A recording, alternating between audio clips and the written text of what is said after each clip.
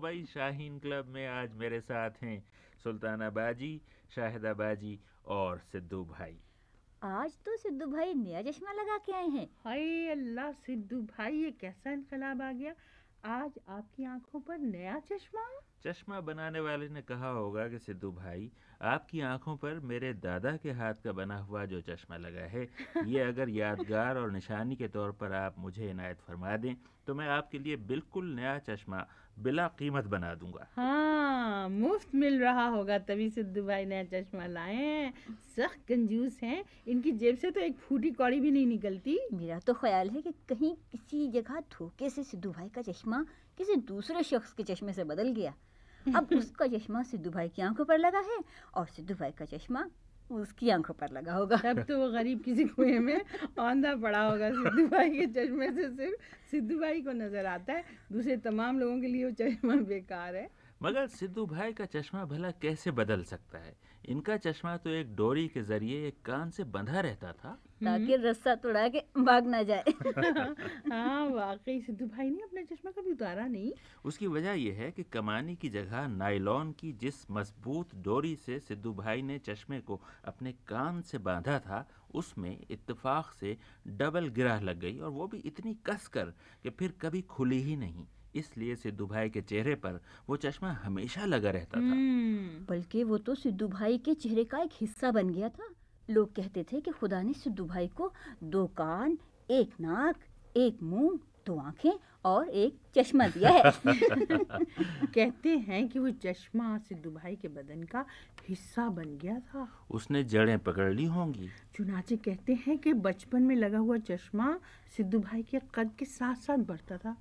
मगर फिर सिद्धू भाई उसे साफ कैसे करते होंगे? बस जब मुंह धोते होंगे तो साथ साथ वो चश्मा भी धुल जाता होगा। फिर तो बेचारे चश्मे के धुलने की नौबत हफ्ते में एक दफा आती होगी कहीं।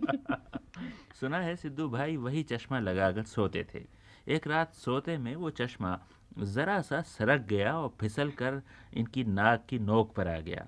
अगले रोज सिद्धू भाई हर एक से कहते फिरे कि रात सारे ख्वाब बिल्कुल धुंधले नजर आए। उसी रात तो सिद्धू भाई ने ख्वाब में देखा कि एक मोटर कार एक राहगीर को कुचल के भाग गई। सिद्धू भाई ने झट कार का नंबर नोट कर लिया होगा। अरे सुल्ताना बाजी, वो कैसे नोट करते? इस रात सिद्धू भाई को ख्वाब धुंधले नजर आ रहे थे। सिद्धू भाई जब 2 बरस के थे उसी वक्त इनकी आंखों पर चश्मा लग गया था। बस उसके बाद ये मामूल बन गया कि जब कभी सिद्धू भाई की सालगिरह मनाई जाती, इनकी उम्र में से 2 साल नफी करके चश्मे की सालगिरह भी मनाई जाती। यानी जिस बरस सिद्धू भाई 50 साल के हुए, उसी साल उनका चश्मा 48 साल का हुआ है। जब सिद्धू भाई 18 साल के हुए तो वोटरों की फहरिस्त में अपना नाम लिखवाने गए। उसके 2 साल बाद दोबारा गए और कहने लगे कि अब मेरे चश्मे का नाम लिख लीजिए। एक दफा किसी ने सिद्धू भाई से कह दिया कि ये सन 1857 का चश्मा आप कहाँ से ले आए, तो बहुत नाराज हुए और कहने लगे कि बेवकूफ़ कहीं के, ये सन 1852 का चश्मा है, हमारे बुजुर्गों के वक्त से चला आ रहा है। एक बार किसी ने कहा कि ये बाबा आदम के ज़माने का चश्मा मालूम होता है, तो बहुत नाराज हुए और बोले कि तुम्हें इतना भी नहीं मालूम कि चश्मे उस वक्त तक इजाद नहीं हुए थे। और एक मर्तबा मोहल्ले के लड़कों ने कहा कि ताज्जुब है कि चश्मा तूफान नूह में तबाह नहीं हुआ। तो सिद्धू भाई ने कहा कि इस चश्मे को और इसकी नूर चश्मे को हजरत नूह ने अपनी कश्ती पर चढ़ा लिया था ताकि इनकी औलाद हमेशा हमेशा चलती रहे। इस चश्मे को देखकर कालू कव्वाल मरहूम ने कहा था, न होता ये सूरत, न होते ये तारे, न महताब होता, न होते नजारे, समंदर न होता, न होते किनारे, न जाने कहाँ घूमते बेसहारे। ये चश्मा न होता तो कुछ भी न होता, ये चश्मा न होता, ये चश्मा न होता तो कुछ भी न होता। भाई आखिर ये किस्सा क्या है? इतनी देर से सिद्धू भाई एक लफ्ज भी नहीं बोले। हाँ वाकई सिद्धू भाई ने एक लफ्ज भी नहीं कहा। अरे खुद भी यही सोच रही थी कि सिद्धू भाई ने एक लफ्ज भी नहीं कहा। अरे साहब, अब कहे देता हूँ एक लफ्ज। बस अब हमें इत्मीनान हो गया। अब कोई ये नहीं कह सकता कि सिद्धू भाई ने एक लफ्ज भी नहीं कहा। सिद्धू भाई, क्या आपको सांप सूंघ गया था? जी नहीं, मुझे सुल्तानाबाजी सूंघ गई थी। हरगिज नहीं, मैं ये गलती कभी नहीं कर सकती। सुना है कि एक दफ़ा आपको एक सांप ने सूंघ लिया था। अभी बेचारा सांप आपको सूंघ कर 4 कदम ही चला था कि गश खाकर गिर पड़ा और लोगों ने उसे जूता सूंघाया, तब कहीं होश आया। वही सवाल ये है कि सिद्धू भाई के आपका पुराना चश्मा कहाँ गया और ये नया चश्मा कहाँ से नाजिल हो गया? इसका ये किस्सा है आबिदी भाई, हमारे मोहल्ले में मोहम्मद रमज़ान और ईद मोहम्मद रहते थे। जी। उनकी एक ऊँट गाड़ी है जिसे एक ऊँट खींचता है। पिछले दिनों ऊँट को कुछ हो गया, वो सीधा चलते चलते एक दीवार से जा टकराया और बुरी तरह गिरा। बहुत ऊंचाई पर हरे रंग का एक दुपट्टा लटका हुआ था, उसे पत्ते समझकर खा गया और ट्रैफिक लाइट वाले चौराहे पर हरी बत्ती को देखकर रुक गया और लाल बत्ती जली तो चल पड़ा। मोहम्मद रमज़ान और ईद मोहम्मद मेरे पास आए और सारा हाल बताया। मैंने कहा कि हो ना हो तुम्हारे ऊँट की आंखें कमज़ोर हैं। उन्होंने कहा कि फिर क्या करें? मैंने कहा कि आंखों का मुआयना होगा और बीनाई का टेस्ट होगा। हम लोग ऊँट के पास गए और मैंने 10 गज के फासले से ऊँट को एक उंगली दिखाई। उसने 3 मरतबा सर हिला दिया। फिर मैंने उसे 2 उंगलियां दिखाई, उसने फिर 3 मरतबा सर हिला दिया। अब मैंने उसे 5 उंगलियां दिखाई। ऊँट ने इस मरतबा भी 3 बार सर हिला दिया। मैंने ऐलान कर दिया कि ऊँट की निगाह कमज़ोर होती जा रही है। मोहम्मद रमज़ान और ईद मोहम्मद ने कहा कि अब क्या करें? मैंने झट अपना चश्मा उतारा और ऊँट की आंखों पर बांध दिया। अब क्या था, ऊँट खुशी से नाचने लगा, ऊंची शाखों पर मुंह मारने लगा। ट्रैफिक की लाल बत्ती देखते ही तेजी से ब्रेक लगा दिए और हरी बत्ती जलते ही फक्र से गर्दन ऊंची करके मुस्कुराता हुआ आगे चल पड़ा। अलबत्ता ऊँट को चश्मा देने का नतीजा ये हुआ कि खुद मैं चौड़ा दरवाजा समझकर ऊँट के नीचे से गुजर गया। मोहम्मद रमज़ान और ईद मोहम्मद खुशी खुशी मुझे ऐनक सास के पास ले गए और अपने खर्च से मेरे लिए चश्मा बनवा दिया। क्या समझी आप शाहिदाबाजी? जी, आपकी इत्तला के लिए अर्ज़ है कि मैं शाहिदाबाजी नहीं हूँ बल्कि आबिदी भाई। ओह माफ़ कीजिएगा। हाँ शाहिदाबाजी, आप समझ गई ना? ये आप उस गुलदान से क्या कह रहे हैं सिद्धू भाई? ओह अरे भाई माफ़ कीजिएगा। हाँ तो शाहिदाबाजी लाइए, हाथ मिलाइए चश्मे की इस दास्तान पर। सिद्धू भाई, ये मेरा हाथ क्यों पकड़ रहे हैं आप? ओफो लाहौल बिला, मैं यही सोच रहा था कि शाहिदाबाजी का हाथ इतना भारी भरकम कैसे हो गया।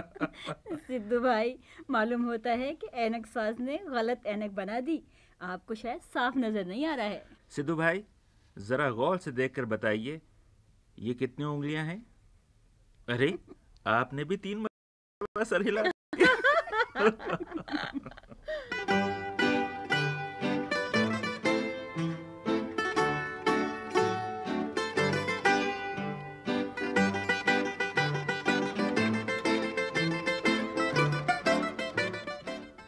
भाई, तुमने पिछले दिनों शायद कहीं पढ़ा हो या मुमकिन है तस्वीरें भी देखी हों। चीन में 16 साल की एक लड़की है जिसका कद 7 फीट 10.5 इंच हो चुका है और अभी और बढ़ रहा है। उस लड़की के बारे में हम अभी थोड़ी देर बाद तुम्हें बताएंगे। पहले आओ तुम्हें एक कहानी सुनवाएं, किसी बादशाह की, परी या जादूगर की नहीं, बल्कि शाहीन की कहानी। कहानी का उन्वान है बच्चे का ख्वाब और आवाज़ है नाहिद नियाज़ी की।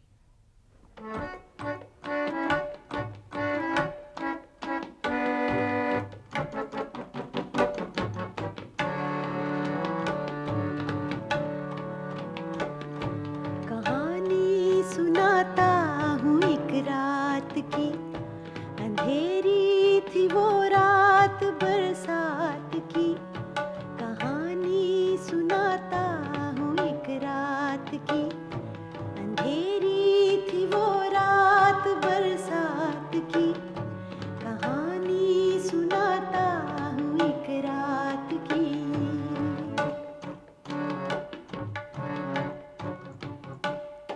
मैं उस रात बिस्तर पे जब सो गया, दो आलम से जब बेखबर हो गया, तो इस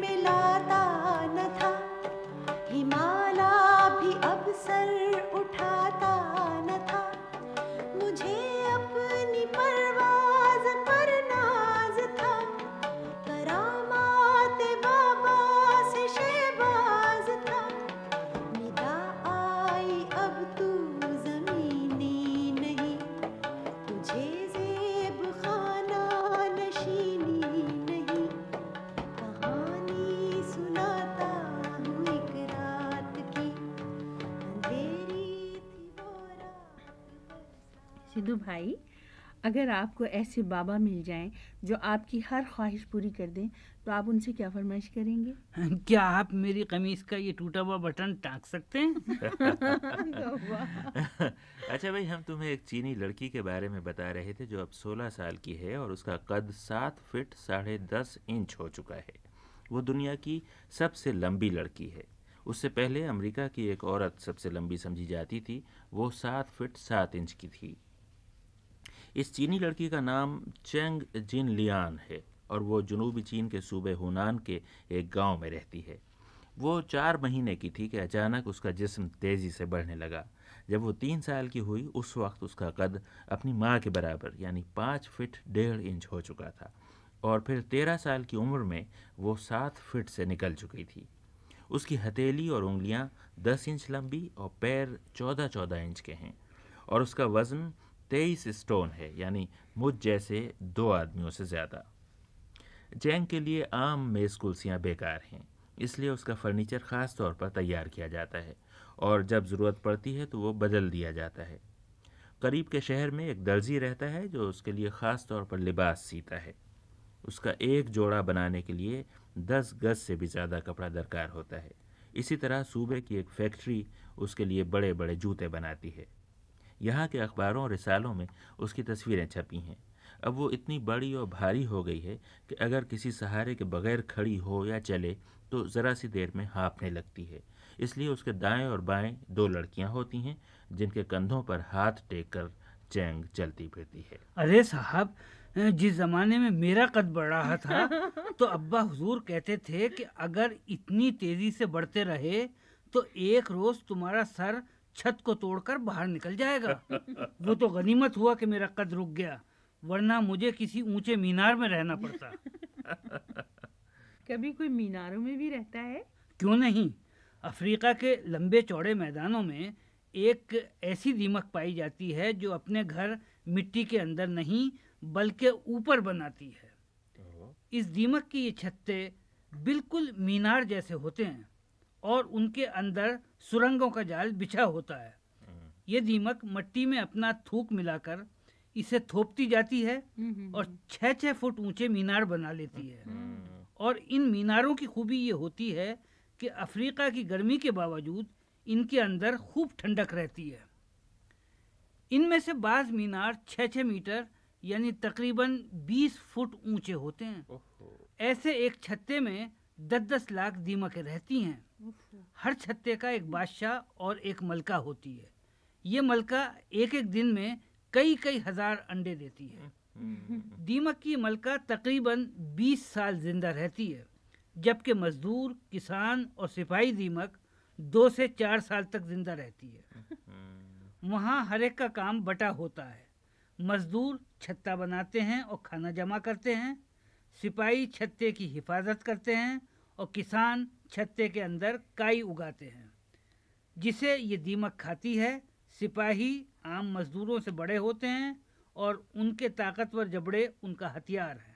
सिद्धू भाई, इतनी बहुत सी दिलचस्प और मालूमाती बातें बताने का बहुत बहुत शुक्रिया। अरे साहब, आप मेरे साथ बैठेंगे तो यही होगा। अच्छा भाई, आज शाहिद अबाजी भी तुम्हारे लिए कुछ मालूमात जमा करके लाई हैं और तुम्हें आबदोज़ यानी सबमरीन और समंदरी जहाज़ के बारे में बता रही हैं। तो सुनो सबसे पहले।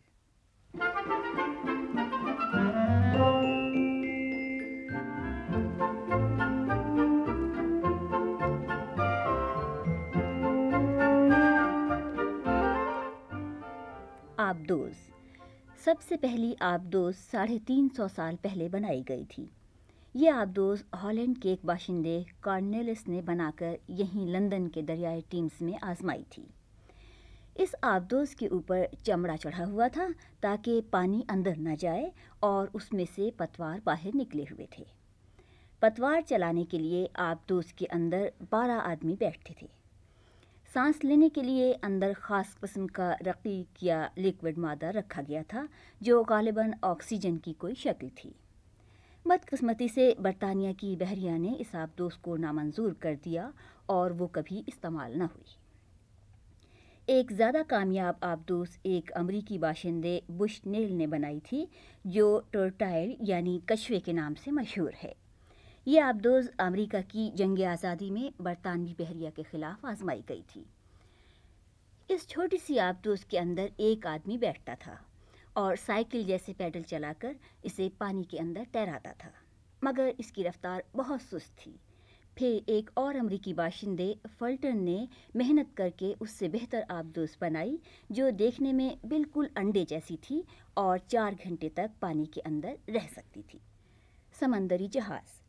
हज़ारों साल तक कश्तियाँ और जहाज़ बादबानों या पतवारों की मदद से चलाए गए, मगर जब भाप से चलने वाला इंजन ईजाद हुआ और पता चला कि भाप की क़ुव्वत से हर किस्म की गाड़ियाँ चलाई जा सकती हैं, तो ट्रांसपोर्ट की दुनिया में इनकलाब आ गया। 1736 में इंग्लिस्तान के एक शख्स जोनाथन ने एक स्टीम बोट बनाई, जिसके आगे 2 बड़ी बड़ी चरखियाँ लगी थीं। भाप का इंजन इन चरखियों को घुमाता था, मगर ये स्टीम बोट मकबूल नहीं हुई। उसके 65 साल बाद स्कॉटलैंड के एक इंजीनियर सिमिंगटन ने एक बेहतर इंजन बनाकर एक बड़ी कश्ती में लगाया, और ये कश्ती बरतानिया की नहरों में 60 साल तक चलती रही। और तुम्हें ये सुनकर हैरत होगी कि भाप की क़ुव्वत से पहले कश्तियाँ चलाई गईं, उनके बाद रेलगाड़ियाँ चली। अरे साहब, मुझे आप दोस्त से बहुत डर लगता है। अगर पानी के नीचे जाने के बाद वहीं फंस जाए तो क्या होगा? नहीं साहब नहीं, मुझे कोई 1000 रुपया दे तब भी आप दोस्त में मैं न बैठूं। और अगर कोई 1500 रुपए दे? तब भी नहीं भाई। 2000? जी नहीं। 2500? जी नहीं भाई। 3000? अरे साहब छोड़िए इसको। 3500 रे। 3500 रुपए एक, 3500 रुपए दो, 3500। अच्छा लाइए, मुझे बोली मंजूर है।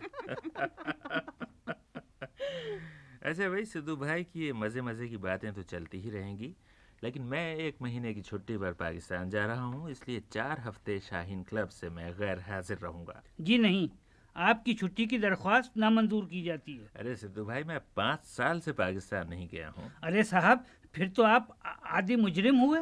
आपकी अपील नामंजूर।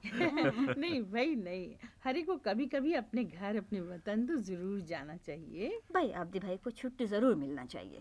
अच्छा, आप दोनों सिफारशी हैं, मगर खैर आप इतना इसरार कर रही हैं तो छुट्टी मंजूर करना ही पड़ेगी। सिद्धू भाई शुक्रिया। आबिदी भाई, जैसे पीठ दिखा रहे हैं ऐसे ही मुंह भी दिखाइएगा, और देखिए दही मछली लाइएगा। हाँ अब्दी भाई, आम और अमरूद भी लाइएगा। आब्दी भाई हमारे लिए माल्टे भी। अच्छा भैया, अब इजाज़त दो।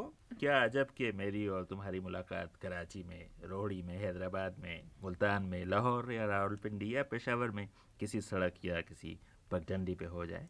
खुदा हाफ़िज़। खुदा हाफिज।